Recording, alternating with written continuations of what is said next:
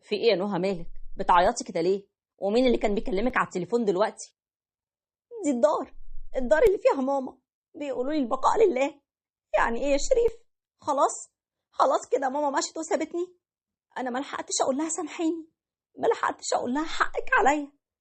خلاص يا شريف، انا كده فرصتي ضاعت. لا يا امي، لا لا، ما تمشيش غير وانت راضيه عليا. لا حول ولا قوة الا بالله. اهدي يا نهى، خلاص ربنا يرحمها. ما بقاش ليه لزوم اللي بتعمليه دلوقتي ده. طبعا ما بقاش لي لزوم، ما خلاص عدى الوقت وفات. واكيد محدش يتمنى يسمع خبر زي ده ابدا. وعشان تعرفوا بقى سر الندم ده كله كان ايه، يبقى لازم تسمعوا الحكاية وتعرفوا اصلها وفصلها من البداية. بس الاول بدعوكم تعملوا لايك للفيديو وتشتركوا في قنواتنا حكاوي الدنيا وحكاوي الدنيا 2 وقضايا حكاوي الدنيا، وتفعلوا زر الجرس على الكل عشان يوصلكوا دايما كل جديد من فيديوهاتنا. ده لو انت معانا على اليوتيوب، ولو كنت معانا على الفيسبوك لايك وشير لو حبيتوا الفيديو. وبنا نبدأ حكايتنا. أنا نهى، هبدأ معاكم حكايتي من وقت ما بابا حبيبي اتوفى الله يرحمه. الكلام ده كان من 7 سنين. وقتها بقى كنت أنا حامل في الشهر الثالث، وربنا رزقني بولد. ابتدت من بعدها المشاكل ما بيني وما بين جوزي، وكل يوم المشاكل تزيد ما بيننا أكتر وأكتر لحد ما وصلت للطلاق، وكل واحد راح لحاله. وبعد 4 سنين من وفاة بابا، وكان ابني عنده وقتها 3 سنين، اتفاجئت باللي ماما جت قالتهولي انا واخويا. بصوا وقتها حصل ايه. بقول لكم ايه يا ولاد، انتم طبعا عارفين حياتي مع ابوكم كان شكلها ايه. انا ما لحقتش اتمتع بيها ولا حتى اعيش حياتي زي اي ست متجوزه. انتوا عارفين ان بابا الله يرحمه كان صاحب مرض من زمان قوي. ايوه يا ماما، عارفين يا حبيبتي انت تعبتي في حياتك قد ايه، بس ان شاء الله كله عند ربنا، واللي عند ربنا ما بيروحش ابدا. هو نعمه بالله يا ابني، بس انا كنت عاوزه اطلب منكم طلب كده، بس يعني انا محرجه منكم قوي. طلب ايه يا ماما؟ ده احنا عنينا ليكي يا حبيبتي. بصراحه كده في واحد عاوز يتجوزني، يعني بقاله مده، وانا كنت متردده، بس حسيت اني محتاجه اني اتجوز، عاوزه اعيش كل اللي فاتني زمان. سكتنا شويه طبعا انا ويوسف بنحاول نستوعب الكلام اللي هي بتقوله ده.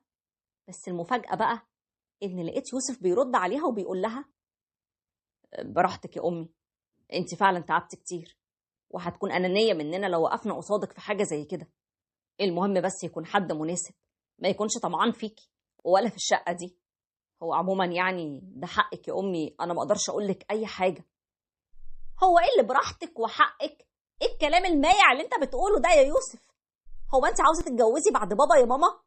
تتجوزي وانت في السن ده بدل ما تقولي اقعد بابنك وشوفي انت حالك واشتغلي شغلانه عدله يا بنتي. في ايه يا نهى؟ وهو حرام يعني لما اعوض اللي فاتني؟ ولا انت عاوزاني زي ما عشت عمري كله زوجه برتبه خدامه، اكمل حياتي كلها خدامه وابقى لابنك دلوقتي؟ ما انا ضيعت عمري كله عليكم، ومن غير ما حد يساعدني في اي حاجه، كنت لوحدي بطولي معاكم. ايه الكلام اللي بتقوليه ده يا نهى؟ ماما برضو شافت كتير، واللي عملته لنا مش شويه ابدا. حقها بقى انها تشم نفسها وترتاح، وانا اهو ابنها الراجل اللي المفروض اكون غيران عليها من نسمه الهوى، لكن عمري ما هكون اناني معاها. هسيبها تعيش حياتها وتعوض اللي فاتها. ما تعيطيش يا امي، اعملي كل اللي يريحك يا حبيبتي. ماما خلاص يا ماما، علشان خاطري ما تعيطيش، انا اسفه، انا ما اقصدش. خلاص يا حبيبتي، خلاص اعملي اللي يريحك كله. ورغم اني ما كنتش موافقه وكنت معترضه جدا، لكن ما قدرتش اضغط عليها اكتر من كده، علشان يعني ما يبقاش حرام عليا.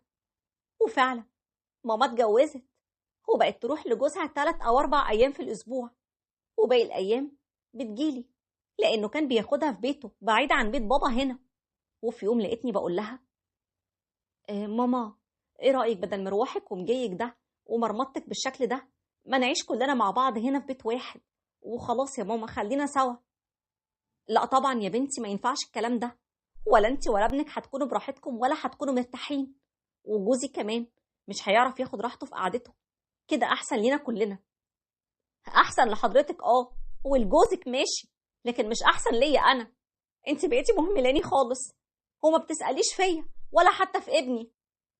ليه يا نهى يا بنتي بتقولي كده؟ ده انا نص الاسبوع بقعده هنا معاكي، رغم انك انت كمان كبرتي وبقيتي مسؤولة عن طفل وتشيلي مسؤوليته. وبعدين يعني ده انت لو كنت متجوزة كان زمانك بتجيلي يوم في الاسبوع بالعافية، صح ولا غلط؟ بس انا محتاجالك يا ماما، كنت حتى قعدتيلي بابني، وكنت نزلت انا شفت شغلانة تانية بمرتب اكبر، بدل ما انا محتاسة وبتزنق بالشكل ده كده. وكل ما اقولك تساعديني وتديني فلوس تساعدني شوية في مصاريف الولد تقولي لي مش معايا. بس انا فعلا يا بنتي مش معايا، ما انت عارفة انا ما بشتغلش. عموما يا بنتي انا والله كل اللي معايا دلوقتي هم ال 300 جنيه دول، خديهم، بس اول ما تقبضي معاش ابوكي اديهم لي على طول يا نهى، احسن دول انا كنت شايلاهم للعلاج بتاع الشهر اللي جاي يا حبيبتي. حسيت وقتها انها اهملتني تماما، ما بقتش في دماغها، ولا انا ولا حتى ابني، ولا منها رضت تقعد بالولد علشان انزل انا اشتغل بمرتب عدل، ولا حتى كانت بترضى تديني فلوس. ولو عطتني زي ما شفتم بقى كده كانت لازم تاخدهم مني اول ما اقبض. حسيتها بجد انانيه قوي، بس سكت وتعايشت مع الوضع لحد ما ربنا وعدني بواحد ابن حلال واتجوزت. وبعد سنه من جوازي ده اللي حصل. عامله ايه يا نهى؟ وطنط اخبارها ايه دلوقتي؟ هو والله يا نسرين انا مش عارفه في ايه، بقالها شهرين اهو بتتعب كل شويه، وكل شويه بموضوع شكل. الحكايه زادت قوي بعد ما عملنا بقى التحاليل والفحوصات. الدكتور قال ان عندها تليف في الرئتين وحالتها وحشه جدا. الف سلامه عليها يا حبيبتي، كويس ان جبتيها معاكي هنا علشان تعرفي تراعيها وتاخدي بالك منها كويس. ما هو طبعا ما ينفعش تقعد في بيتها لوحدها، صحتها مش مساعداها دلوقتي. حتى جوزها ما فكرش مرة يجي يسأل عنها ولا حتى يطمن عليها، اللي باعتني وكانت بتسيبني علشانه، ولا حتى بيصرف عليها. ياه، هو انت لسه متضايقة وشايلة منها قوي كده؟ خلاص بقى يا نهى، ملهوش لزوم الكلام ده دلوقتي يا حبيبتي. انا زعلانة عليها والله، واديها اهو قاعدة معايا إقامة كاملة، معايا أنا وجوزي وابني، بس أنا مش حاسة إني مرتاحة ولا واخدة راحتي في البيت، ولا مع جوزي ولا مع ابني. وبصراحة يعني لما بفتكر بتضايق، بتضايق إنها مرضتش إني أقعد معاها وراحت اتجوزت. هو هي دلوقتي قاعدة هنا وأنا ساكتة وما ينفعش أتكلم لأنها أمي برضه. اخسى عليكي، اوعي تقولي كده يا نهى، يا ريت أمي كانت عايشة وأنا شيلها جوه عينيا مهما عملت. يا بنتي انسي بقى اللي حصل، رغم إنه كان من حقها. وبعدين هي يعني قاعدة ما بتعملش أي حاجة يا نهى، معلش كله عند ربنا، ما تقوليش كده تاني. طبعا الكلام كان سهل، لكن في الواقع بقى أنا ما كنتش عارفة أعمل أي حاجة في البيت، مش قادرة أعيش حياتي بشكل طبيعي. بتكلم مع جوزي بالوشوشة، ولا بعرف ألبس ولا أخد راحتي في حياتي. حتى ابني ما بقتش عارفة أسيطر عليه نهائي، زي ما هتشوفوا كده دلوقتي. يلا يا حبيبي يلا بسرعة علشان نلحق نذاكر شوية. يو يا ماما، أنا مش عاوزة أذاكر، أنا عاوزة أقعد مع تيتا شوية. يلا يا معتز، بقولك يلا علشان نذاكر، ما تزعلنيش منك. ما كفاية بقى يا نهى، سيبيه قاعد معايا شوية، ولما نام ابقي ذاكريله. هيو يا ماما، ما ينفعش، يلا قوم، سمعت بقول ايه؟ لا انا قاعد مع تيتا. زي ما انتوا شايفين حياتي بقت اخر لخبطة، سواء مع جوزي ولا مع ابني ولا عموما حياتي كلها. مش عارفة اسيطر على الولد خالص في المذاكرة، طول الوقت نتشجع بيها وبوجودها. علشان كده اول ما صحتها اتحسنت شوية واستقرت كده حبة، قررت اوديها دار مسنين. مش عيب، ما هو مكان كويس برضه وفلوسه كويسة، يعني بيهتموا بيهم، وهي هتلاقي اللي من سنها اللي يقعد يسيرها ويتكلم معاها. وبقيت اروح كل فترة اطمن عليها، بس انتوا عارفين الدنيا ومشغوليات الحياة، للأسف شوية بشوية بدأت انشغل عنها، وبقيت ازورها كل فين وفين. وفي مرة بقى لما رحت لها لقيتها تعبانة قوي ونايمة، وفي الوقت ده لقيت الحاجة صفية زميلتها في الدار بتقولي: هو انت يا حبيبتي بنتها الوحيدة؟ لا، انا ليا اخ بس مسافر بره. يعني يا نهى هي ملهاش غيرك، ليها حق حالتها تتدهور لما تغيبي عنها. غصب عني والله يا طنط، أصل ابني كان تعبان شوية، وبعدين يعني أنا عمري ما أهملت فيها ولا بعتها في يوم. هو لا هي كمان يا حبيبتي بعتك في يوم؟ مفيش أم بتبيع ضناها. مامتك لما قعدت معايا حكت لي كل حاجة، وعرفت إنها يا ما شافت مع والدك الله يرحمه دي ما عاشتش حياتها زي أي ست، فكان من حقها يعني تحاول تعوض كل اللي فاتها. حضرتك ما تعرفيش الظروف اللي سابتني فيها.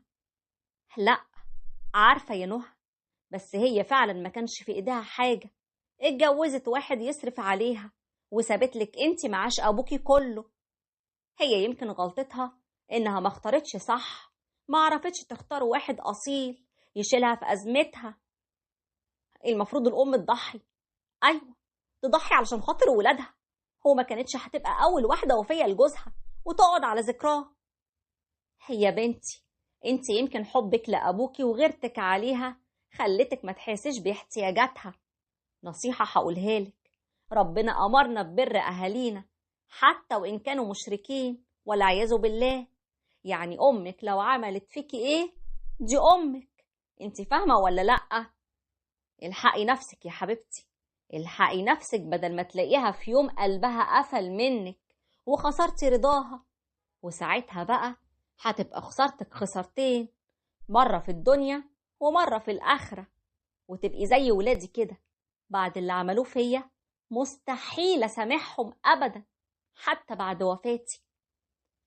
ويوميها مشيت وأنا مش بفكر في أي حاجة غير كلام الحاجة صفية اللي فعلا هزني شوية من جوايا، بس برضه قلت يعني ما أنا مش مقصرة واديني بروح وباجي عليها. واليوم عدى واللي وراه كمان عدى، وفي يوم صحيت على موبايلي كان بيرن كتير. الو، ايوه انا بنتها، هي تعبت تاني ولا ايه؟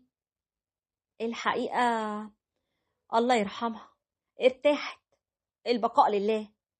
لا لا ما تقوليش كده، هي عامله فيا مقلب علشان خاطر اخدها تعيش عندي. طب قولي لها خلاص خلاص والله هاجي لها دلوقتي حالا، هاخدها وتعيش معايا. قولي لها اني مش هبعد عنها ابدا، خليها تسامحني. ربنا يصبرك يا بنتي، البقاء لله. في ايه يا نهى مالك؟ بتعيطي كده ليه؟ ومين اللي كان بيكلمك دلوقتي على التليفون؟ دي الدار اللي فيها ماما، بيقولوا لي البقاء لله يا شريف. يعني ايه؟ خلاص كده ماما مشت ومش هشوفها تاني، سابتني وانا ملحقتش اقول لها سامحيني، ملحقتش اقول لها حتى حقك عليا. انا كده خلاص يا شريف، فرصتي ضاعت. لا يا امي لا، لا ما تمشيش قبل ما ترضي عني. طب اهدي بس، اهدي وريني كده التليفون ده. الو، ايه ده؟ مفيش حد كلمك يا نهى؟ اصلا التليفون فاصل شحن، وشكلك نسيتي تشحنيه من امبارح ونمتي وهو كده مقفول. بجد؟ يعني ايه؟ مين كان بيكلمني؟ ما حدش كان بيكلمك، واضح انك كنت بتحلمي. انا كنت بحلم؟ يعني ماما عايشه؟ يعني لسه قدامي فرصه اراضيها؟ شريف انا لازم اروح اجيب ماما دلوقتي حالا، انا مش هسيبها تاني.